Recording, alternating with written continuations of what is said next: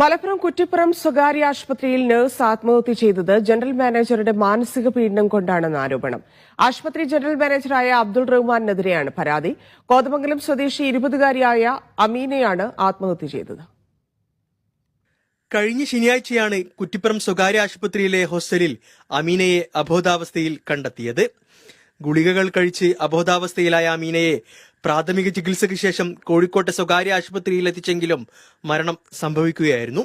ആത്മഹത്യക്ക് കാരണം ആശുപത്രി ജനറൽ മാനേജറായ അബ്ദുൾ റഹ്മാന്റെ മാനസിക പീഡനമാണെന്നാണ് കൂടെ ജോലി ചെയ്തവരുടെ ആരോപണം. അന്ന് ഫസ്റ്റ് നമ്മളവിടെ വർത്തമാനം പറഞ്ഞുകൊണ്ടിരിക്കുമ്പോഴാണ് ഇവിടെ ഫസ്റ്റ് കോൾ വരുന്നത്. ഫസ്റ്റ് കോൾ വന്നപ്പോൾ ഇവളോട് നീ എന്താണ് അവിടെ, നിനക്ക് കുറെ പണി വന്നിട്ടില്ലേ, അത് നോക്കി എന്നാൽ മതിയില്ലേ, നീ അവിടെ വർത്തമാനം പറഞ്ഞിരിക്കുകയാണോ എന്നുള്ള രീതിയിൽ സംസാരിക്കുന്നുണ്ടായിരുന്നു. പിന്നെ അതേപോലെ തന്നെ സെക്കൻഡ് വിളിച്ചിട്ട് പറഞ്ഞ ക്യാബിനിലേക്ക് വന്നുള്ള രീതിയിൽ സംസാരിക്കും. പിന്നെ അതിന് ശേഷം എന്താ സംഭവിച്ചതെന്ന് അറിയില്ല.